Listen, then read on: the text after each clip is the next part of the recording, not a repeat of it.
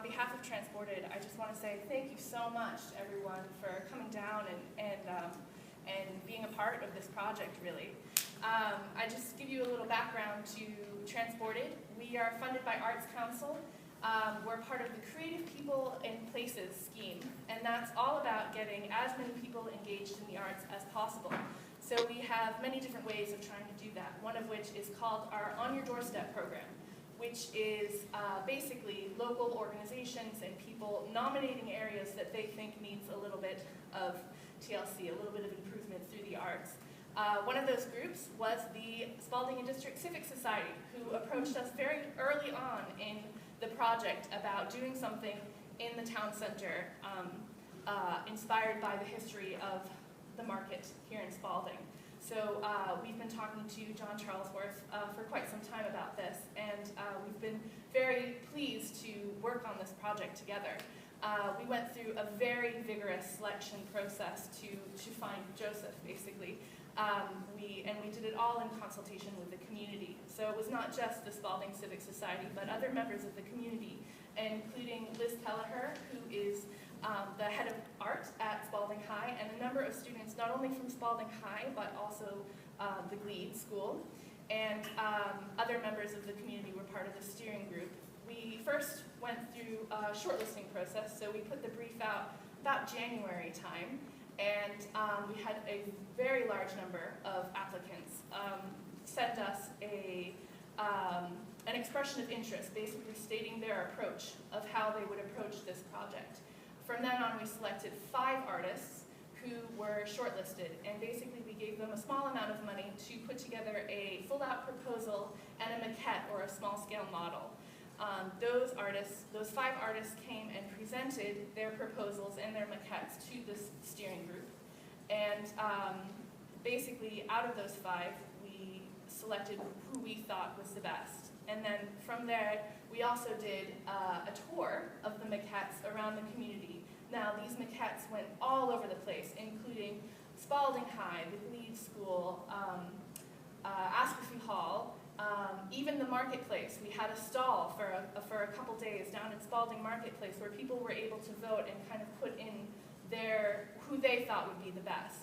And I'm happy to report that it was a resounding decision for Joseph, and I think we are so pleased with who we've resulted in. It's Joseph Hillier who's got this commission, and I really hope that you enjoy what he has to say tonight. And just a note about the evening.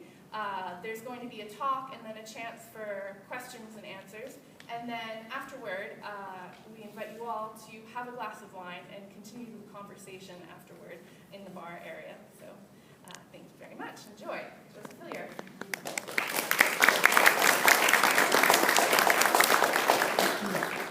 Thank you, Elizabeth. Yeah, thanks very much for choosing me to work with you in Spalding on this commission. It's a great honour to be chosen to make a piece of sculpture which will be here longer than me. So to leave things after you've gone is something we'll try and do, I think. So yeah, it's a great honour. Thank you. I didn't know that you'd had a market stall with our wares on it, and I'm glad to see that the models did actually come back. You didn't sell them, so thanks for that as well. So I'm going to talk about some previous sculpture from the last 10 years of my work. I have been making commissioned sculpture for public sites during that time and work for exhibitions as well, in galleries, museums and sculpture parks and places like that. So I've just selected a few things here which I feel are kind of fitting with the work I'm proposing for Spalding. This is an installation of 3 heads, very large heads, about the same height as me, if I stood on the plinth next to them. And they're all made in very different processes. There's one which you can't see in this image, at the moment, which is made in bronze and very naturalistically modelled, sort of very much modelled in clay, and then cast into bronze by the lost wax process. So a very kind of traditional way of sort of making the human form. And then the other 2 are made by more and more kind of abstract mathematical processes. So the pieces in the foreground here is made out of corten steel, which is that alloy of steel that rusts, and it forms very strong rust, so it doesn't go any further. And then the one in the back left is made out of stainless steel, marine grade 316 stainless steel, and it's a geodesic dome. That's a technical name for that kind of structure. It was kind of first came up with it about the 1950s, after 3,000 years of mathematical thought distilled, mathematics into this idea of making a three-dimensional curve out of triangles stuck together by Buckminster Fuller. You probably all know that. Engineer. So this is how they're installed. They were originally made for another site, actually. Newcastle University bought them off another owner. And I worked very carefully with the landscape architect to integrate them into this new quadrangle that was opened up within the university. It was actually part of the original kind of university's design, but in the 1930s they built a museum in this space and then they knocked it down, and I was fortunate enough to put my sculptures there instead.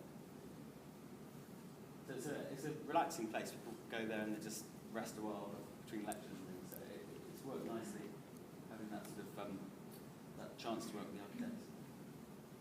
So this is the bronze head in the foreground. It's got the slaty grey patina. Minister, sorry, is it possible to use the microphone or talk this way? Yeah, sorry. Is this working? Okay, that's for the recording. Okay, sorry. I'll talk up. I'll just speak up. So the large head you see in the foreground is made out of bronze, and that's the one I was talking about before, which is modelled in clay. So that was about 2 tons of clay on a turntable in my studio, which I was banging around with bits of wood and then scraping to get it into this shape. And then it was cast by the lost wax process into bronze, which is a very ancient technique. So this piece really was about the history of making objects. That's my interest as an artist, but it also reflects on Newcastle as a city that is a city where things have industrially been made for a very long time, and increasingly new technology is playing a part in industry in areas like Cramlington, which is just next to Newcastle. As well as doing the big commissions, I do these gallery exhibitions. This is one that was in London at the APT Gallery in Deptford in South London. And in these pieces, each sculpture works in a pair or on its own, but also as a group. So these figures very much relate to the object. So in this figure's hand, he's holding a small version of this object. It's called Origin. So it's all about the sort of idea of something and then the manifestation of it. The artistic process, I suppose. Then other gallery shows have lots of much smaller pieces, which are more like playful sketches. And the beauty as an artist of making smaller things when you engage in these big projects is you get to make more of them. It's sort of, it gets quite tiring to always work on long-term projects because you have this sort of creative idea and you have a year to realise it, whereas all of us think faster than that. So it's good to keep up the smaller work as well and play.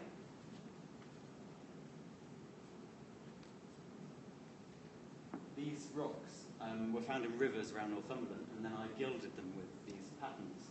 And they've recently been flown out to Beijing for an exhibition at an art fair there, and then they went to the embassy for the Queen's birthday celebrations. But I just found it all quite amusing, sort of shipping rocks from a river in Northumberland down to China. The drawings go with them. So the drawings are ink and wax and paper. You may have been up to Hull, may have seen these pieces. They're a bit more local to here. Hull University, Moving Matter. This piece is from business school, and this part of the business school is called the Logistics Institute, and they're all about moving things. These kind of amazing supply chains that you really see around Spalding with all this food production that seems to kind of happen so quickly, like things are picked, brought here, packed, and then on the shelves of a supermarket. So with this piece, it's all about that sort of that idea of particles and things moving. And you'll see that this head was made through some quite clever processes, in as much as I made a clay original. I took a digital scan of it, which is like a way of taking a three-dimensional photograph. I'm going to show you some of this later. And from that information, I sliced up the sort of three-dimensional drawing inside the computer to get all these layers, and then I cut them from wood and stuck them together like a big three-dimensional jigsaw puzzle, and then that was then cast into bronze again. So it's been through a very 21st century process to get to a very timeless process of the lost wax process, and end up as a piece of very recognisable figurative art. So I guess this sort of surmises a lot of the thing I'm about at the moment, which is trying to make sculpture which is about the human condition, but trying to see it from our perspective at this point in history. So remaking human form which is a timeless thing, which is the first thing cavemen ever did when they made sculpture. They made a model of a woman, and the first thing a child does with a lump of clay is make a head. So I'm just doing that, but with all the tools and the things I see that interest me. I'm trying to do it in a new way. This is a piece for a school in Basingstoke. There's quite a lot of mathematics involved in this piece, so I'll briefly go into it. But basically, the architect who I was working with put these blue lines into the paving, which were based on the Fibonacci sequence of numbers. So they got closer and closer together until you get to the entrance of the school. And that's a proportion. It's called the golden proportion. And the sculpture I made was all based on those numbers as well. So this form, the increments I used were based on those numbers. And the molecule, the structure that surrounds this figure, is also, it's a Buckminster fullerene, which is an atom of carbon, a molecule of carbon made of 60 atoms. And the proportion of the side lengths is the same proportion as golden section. So I guess I was trying to underline this sort of recurring sort of truth that occurs through all these things, including manufactured molecules. So this is the molecule of carbon which is in your mobile phones and nanotechnology and kind of changing the way the world works at the moment. It's used to make tubes which are sort of superconductors. Joseph, you're getting quiet again. Sorry, thank you. We're getting a mic. So. Okay, so this is the biggest piece I've ever made. This is a drawing of it. And it was for Newton Aycliffe in County Durham, which is a town where things are made. It's a new town, 1960s. And they've recently got the Hitachi high-speed train contract there. So they're building the high-speed trains there. Which I'm glad to say was after I'd made the sculpture. But this piece is a kind of monument to their work. So all these big businesses there make stuff, and I was asked with other artists to come up with an idea. And I walked into these big fabrication plants, and they were making handrails and functional stuff. And I thought, well, how can I turn these handrails, this ordinary way of working with tubes of steel, into something amazing? So I came up with this proposal, and this is a three-dimensional drawing, if you like. So I made this as the original, small-scale version, in plaster, originally in clay, cast into plaster, and then took measurements from that and a 3D scan from that to scale it up to a very large, full-size model in their studios, in their workshops. So I unveiled that for the fabrication firm, and then I worked with them. You can see a test piece at the back here, which is made from rods and spheres. I worked with them to build that structure in metal all around it. It was Aycliffe Fabrications.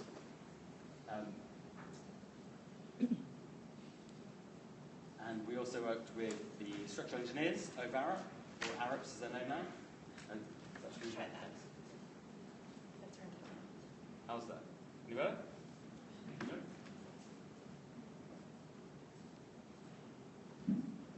Testing. Is it working? No, I don't think it is. Sorry. Okay.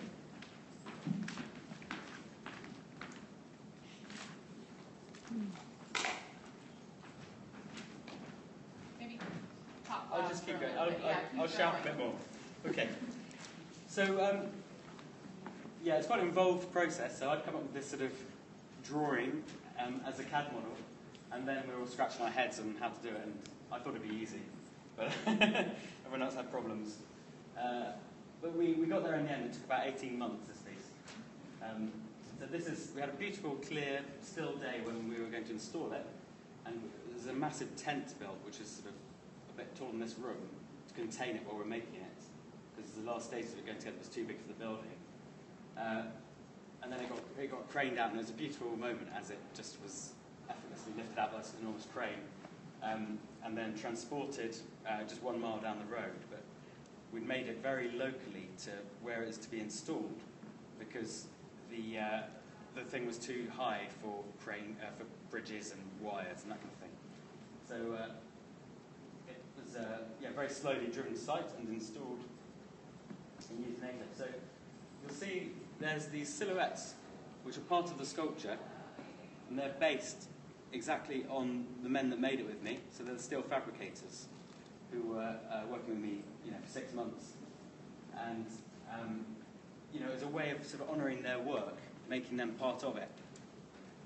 So as you see this thing in silhouette from a distance, people actually called the police the weekend it went up because they thought there were people climbing on this new sculpture, and I was really pleased with that. I knew it was working.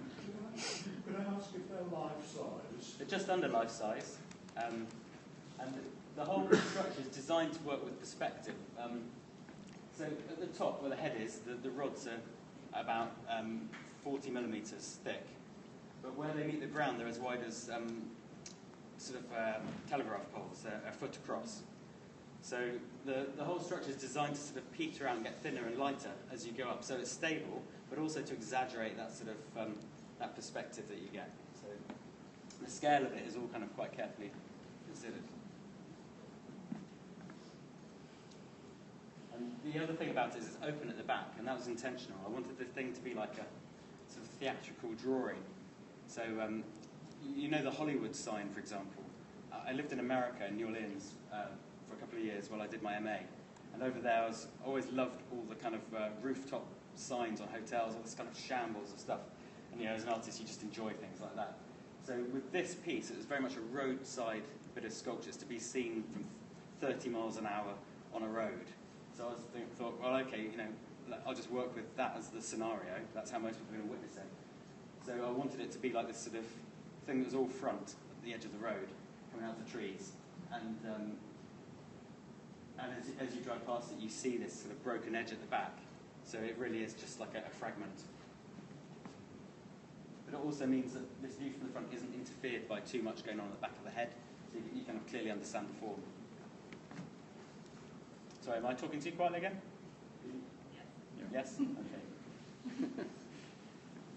Okay, this is a guy who owns a garage in South Shields who worked with me on a piece of sculpture for the BBC last Easter. 12 artists were commissioned to make the Stations of the Cross, effectively, for the BBC, for their BBC One Good Friday television extravaganza that they do every year. So I was given the death of Christ as a theme to work with, and a shipping container. So I thought, right, what am I going to do with this? And I was asked to work with local people as well. So that's quite a few conditions put on me as an artist, to try and come back with a decent piece of work. So what I'm doing here is I've taken this guy and about 15 other people from a disabled arts group through to local residents, which he is. I've taken them around all the collections in the northeast that hold religious paintings, historical religious paintings of the crucifixion and other scenes to do with death and mortality. And I've asked them to pose in response to those paintings. And they're working in pairs and they're sort of directing each other like film directors. And I'm filming them and taking 3D scans of them and motion capture, which is, the Lord of the Rings, when Gollum is being done by Andy Serkis. And anyone know about that technology where they can kind of read the skeleton of a person using three-dimensional scanners? So I used all this technology to kind of capture some of their gestures, and I made a virtual sculpture. So I made a sculpture inside a computer, which is this. So it's based very much on their poses, and also I had in mind always the very beautiful Michelangelo Pieta of Christ over Mary's lap. And with the beauty of working with all this technology is you can just try things very simply, very quickly. So I took away the supports, and so he's hovering in space, and he's very sort of weightless. And I designed it very carefully so that these 3 points are horizontal and meet the floor, so it can actually support itself. So the final piece of sculpture is made out of So here we go. Yeah, so this steel sculpture is based on the drawing we just looked at, which is made from observing the local people imitating religious paintings. So it's quite a process to go through. And all this was also being filmed by the BBC, along with all the other artists being doing their commissions. So this final piece is laminated from about 100 layers of mild steel and kind of pinned together inside very carefully. So it weighs about half a ton, about 500 kilograms. It's extremely heavy because it's solid. Most sculpture is made hollow. And yeah, it looks very light. So it's quite an unusual piece of sculpture for me. It's like, yeah, just very, very heavy and dense, completely solid all the way through. I'll show you a close-up of how that piece looks when it's made. So it almost looks like wood. It's 4mm layers of mild steel. So this has been laser cut. I use a local firm who I've worked with for years in Washington, in the Northeast, and so I send them these horrifically complicated drawings. Okay, can you just cut that out, please? And they sort of groan, program it up, and send me all these bits back on a palette. And then I have to figure out how they go back together again and weld them all together. So the thing about using all this digital technology is it's quite easy to design things, but it's quite hard still to make things because there's no sort of normal way of going about it, especially if you want to make things permanent in metal. So each time I make a new piece using this technology, I have to think of a new way of making it.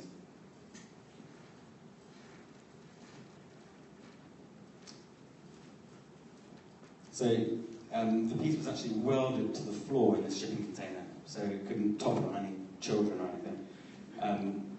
And you entered through the door at the end, the shipping container door, and it was quite an experience. It's about 40 foot long, like from here to the other end of the room. So to see this piece of sculpture, you had to sort of walk into a gloomy cave, almost, like Christ being in the tomb. I had quite a hard time when I was making this because I'm an atheist, and I was interested in making a piece that was about, the crucifixion scene because it's such a rich theme for artists, and it's part of my cultural heritage. So I had a lot of kind of interesting interviews on the radio and things about, how can you make a piece of art like this if you're not a believer? But I think it's having grown up going to Church of England schools and Methodist chapel as a kid, you take all this stuff quite seriously. So I hope that I made a piece of art that's quite respectful to all the people who did have faith that were coming to this event. This is a piece in Sheffield, made in stainless steel. It's made from hundreds of particles of laser-cut stainless steel. So I modelled it in clay initially. I made a large mould out of silicon rubber and jesmonite, which is a kind of very strong plaster, and then welded all these parts on the inside, so you don't see any welds, they're all hidden within it. And again, you see it's an incomplete form, and I was working with this idea of it sort of disintegrating. It was a very beautiful school up in the Pennines, the north of Sheffield, and it had, the first time I went there, it was a blizzard blowing in, and it was extreme kind of weather. So it was really quite an intuitive response to that place. So it almost looks like it's been it's been affected by its position in the world.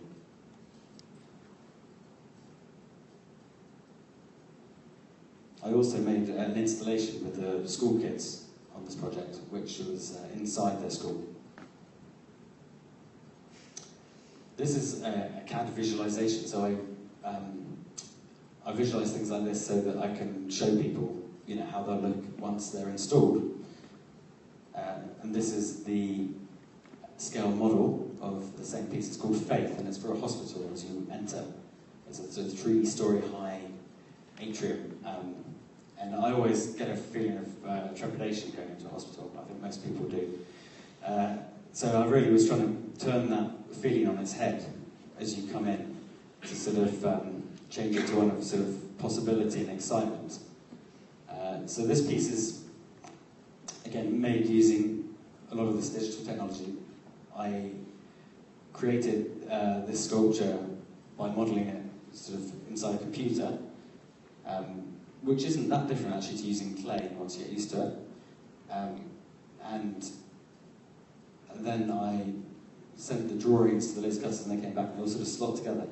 But the way it's constructed creates this kind of ability to see through it at certain angles. If you look through the arm on my side of the image here, you can see right through it. So as you walk around it, it almost sort of blinks at you, the whole object, because of like, you see the white wall through the piece.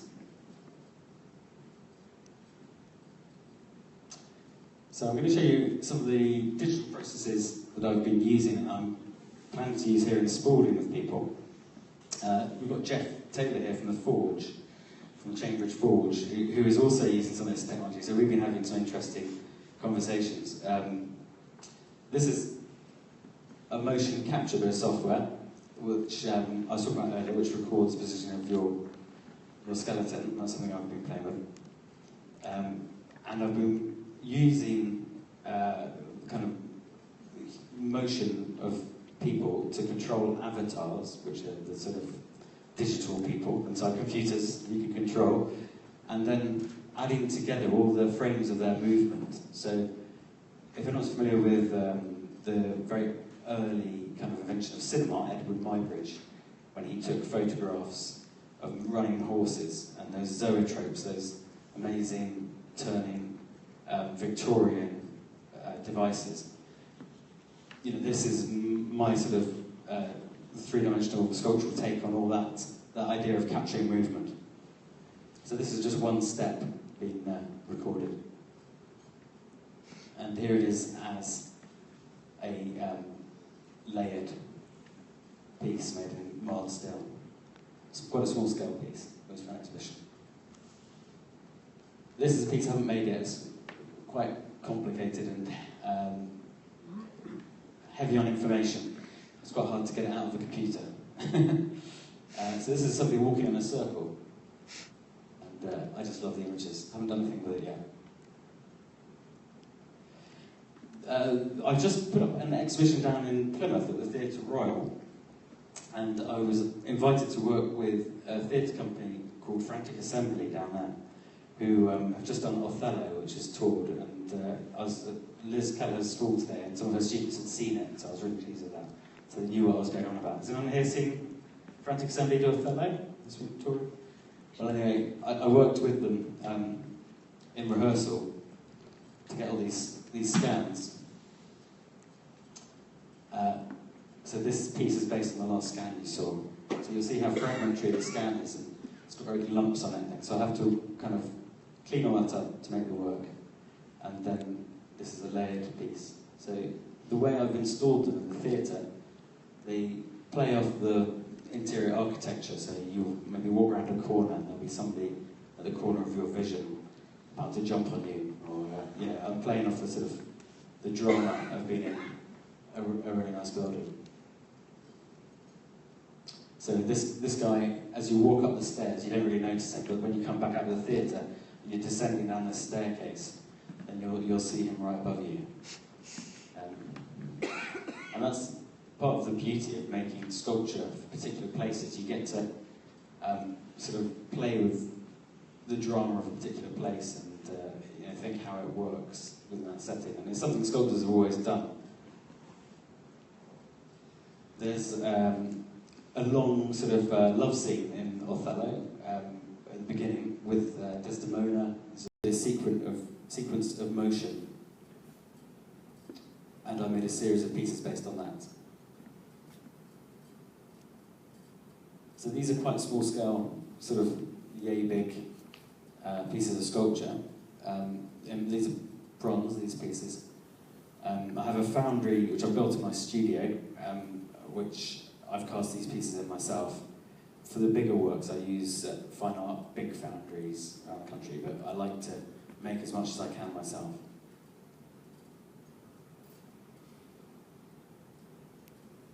So what is a fleeting moment in performance is now sort of frozen. And this is 3 of those moments put together into one piece of sculpture. And there's some things which I leave in, like there's this line here where there's no metal. Occasionally you get a bubble inside a casting, and normally you fix it all. And if you go to a fine art foundry, they make them perfect and get rid of all those mishaps. But sometimes an artist goes, no, I'm going to leave that one in. I really like that one. They can be quite sort of elegant when they work with the piece. And this is Iago, who's the baddie in Othello.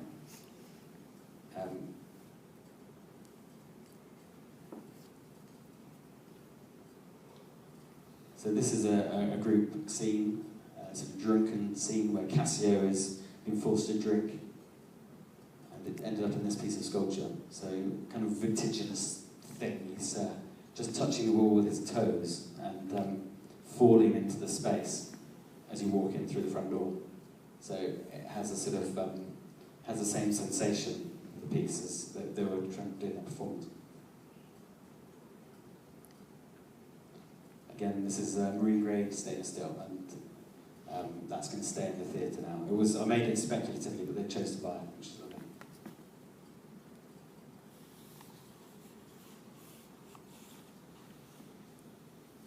So more of these pieces. So this is an approach that I'm proposing to take in Spalding, is to work with people here to take digital scans and make small-scale bronzes, and quite a few of them dotted around the town. The idea being that it'll form a sort of sculpture trail. So you'll be looking, once you know they're there, you'll be looking for them. And they'll be based on all sorts of aspects of the life of Spalding, from the historical context of the hiring fair, which was the original kind of impetus of this commission. So I'm going to make probably a piece in Hall Place where the hiring fairs used to occur.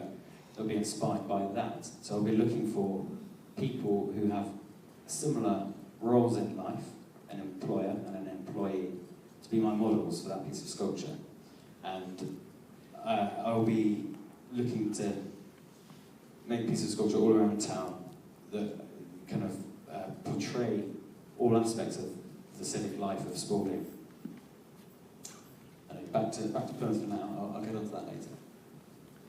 So this is Othello, made in this kind of radiating form, so there's a circle at his chest where his heart is.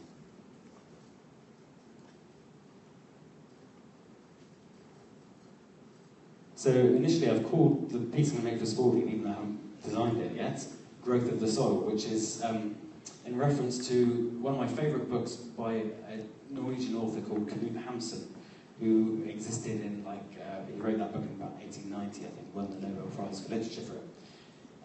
And the story is of a man who walks north and settles the Great Almenning, the land to the north of Norway, and nobody's lived there before. And in some ways, I see this area, Lincolnshire, it was under the sea, and nobody even lived here. You've reclaimed this land, and it's quite an incredible thing that I was well aware of when I first came here for the interview.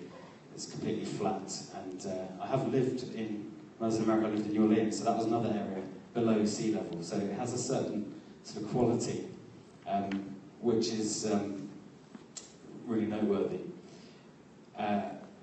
So the other thing, obviously the flatness, the grid patterns of the fields, all these things I responded to initially to come up with a monumental proposal, which was this piece. So it was based on this idea of a town with all the fields and the roads leading to it and the life that pulses in this town because of the land it inhabits. And this, as well as this proposal, I proposed another idea to work from digital scans from local people to make these smaller pieces that I've been talking about. And after the initial presentation of my interview, became clear that this was a sort of chosen option out of my proposals. So this is what I'm pursuing now, rather than one big monumental piece of the town centre. It was felt that it would be more exciting to have lots of small portraits of people integrated throughout the town, so you have to sort of seek them out and find them. So yeah, this is just an example of what I could possibly do. This isn't what I will make. This is how I envisage them attaching to walls and unexpected locations around town. As you come into Spalding, there's all these cut-throughs and everybody's sort of rushing into the centre, and I actually think they're lovely. And you've got these really nice little outlined shopping areas, the Crescent, places like that, that are linked by these places. And I think it might work very well with the sort of ledges and the architectural details that you see in some of these places and on the high street, to have these portraits so they actually play off that architecture. So if there's a ledge, perhaps I can have a figure who sits there with his feet dangling, based on a local person. So I get people to pose with those particular sites in mind. So they're sort of playing off your town. And there's these lovely passages here. So I could, install a piece on a bit of brickwork. So I think their locations could be meaningful as well. And if there's, a particularly historic, like your butcher's shop, which has been there for hundreds of years in the Crescent, perhaps I make a piece about the butcher now and relate him to historic images of other butchers that have worked in that same shop. Or, there's ways of making us think about how time marches on, but we are part of this place all the same.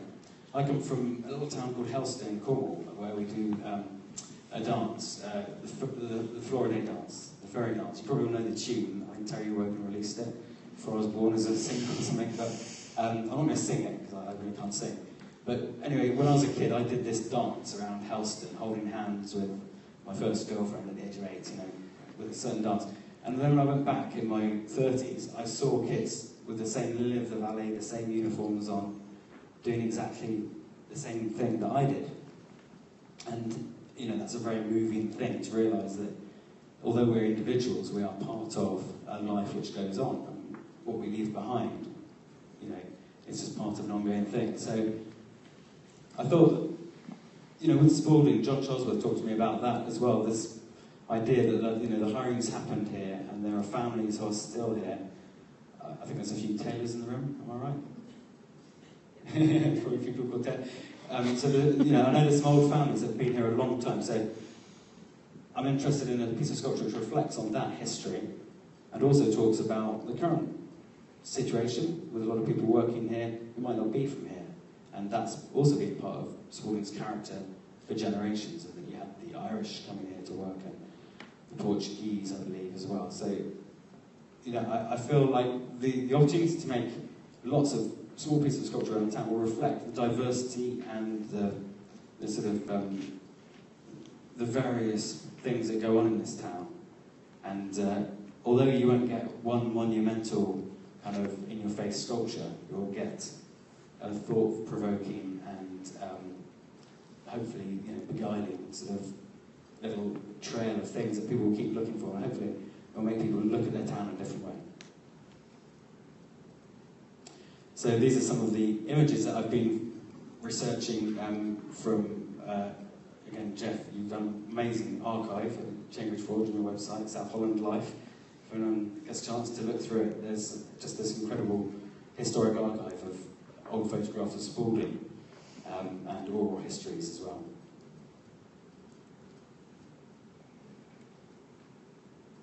With the theme of the hirings being pointed out to me as a theme to focus this commission on initially, I was, I think when we look back at the past, you're aware of a sort of a halcyon kind of era, or there's always the temptation to think that it was better, but actually, when you really think about the hirings, they were pretty brutal. People had to move, turn up with a tin trunk with all their possessions in, and start a new life for another year on another farm. So, I think there's some things worth reflecting on about, our contemporary life that are really good. We don't have to do that anymore. So, I'm interested in contrasting, how people did work and how we work now through this piece of sculpture. This is a pretty desperate scene of gathering hay from a flooded field.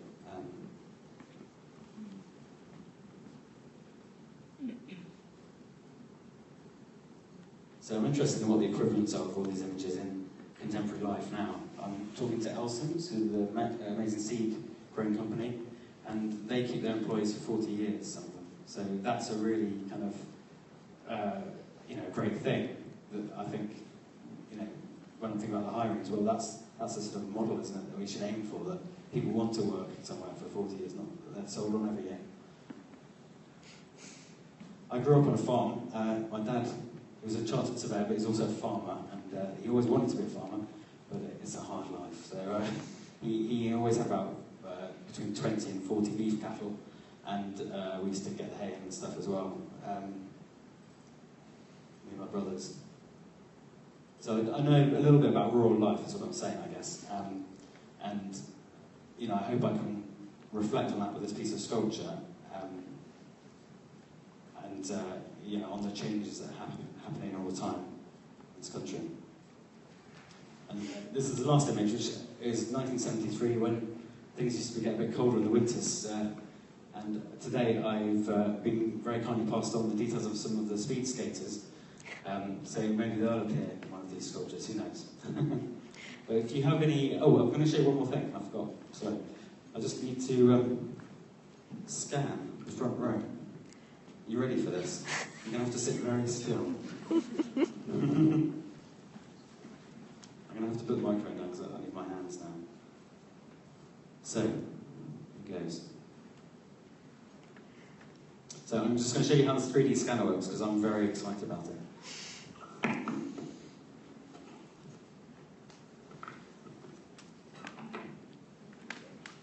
Are you ready? You comfortable?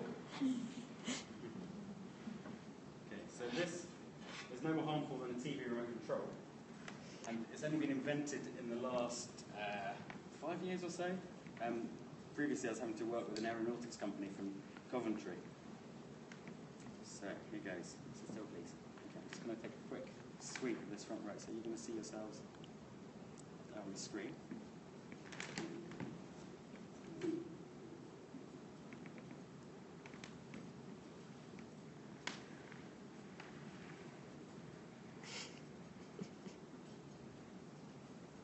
The green is it's trying to recognise objects. Okay, I'll stop there. And I'll show you. This will be very sketchy.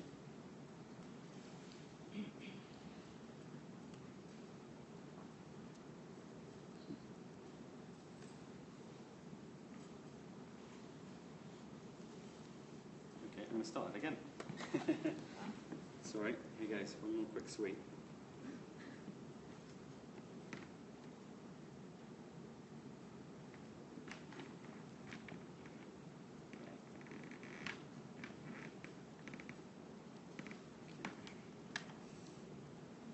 Okay, so in a minute, we're going to turn you around inside the stream.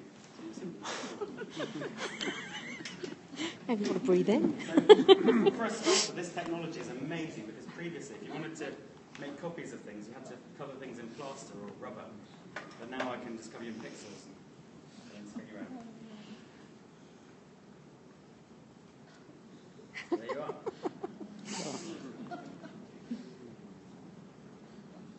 So this is very rudimentary because I was capturing quite a large area. But if I wanted to scan, like a portrait, I can get it much closer and get actually quite a detailed portrait.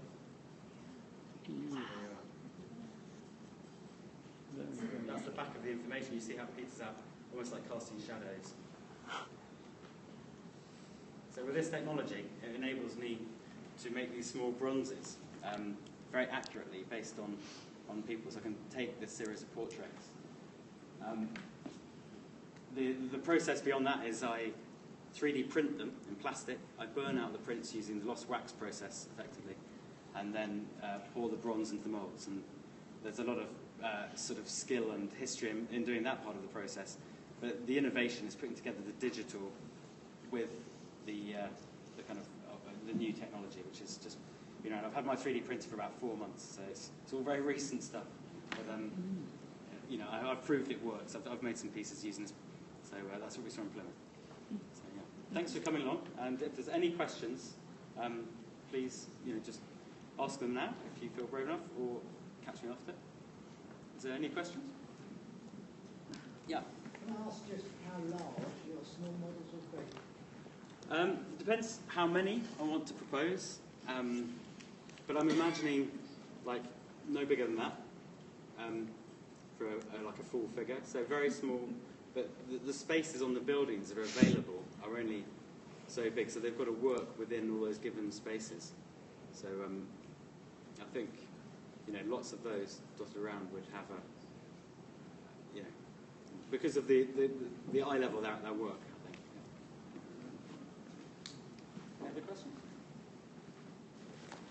I think there's some drinks on offer, isn't there?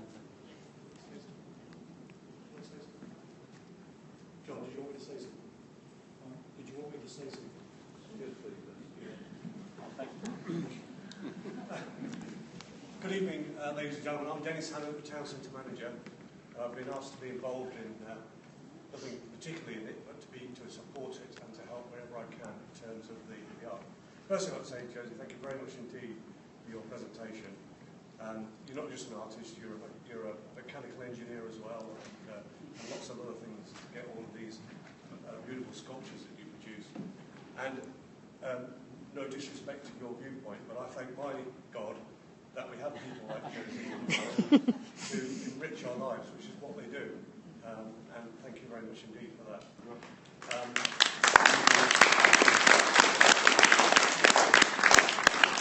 I said on the, in fact, in this building downstairs on Saturday, that Spalding is a lovely town. And in particular at the moment, with all the flowers in bloom, and the river, and the sun, and everything else, it really is a beautiful town. And I can only think and imagine and hope that what Joseph is going to produce will enhance the beauty of the town. What does public sculpture do? Well, it gives a town like Spalding even more of its own personality and originality. It encourages people from outside Spalding to come and visit, to see the sculptures. It gives people focus within the town, meeting points. You know, let's go meet by the elf that's been put on the wall in the hole in the wall, or whatever. It also encourages people to look after their environment and the town, which is more important, I think, very important within the town. And I think that sculptures that have been proposed will actually do that. And I hope that you will support the team from Transported in the Civic Society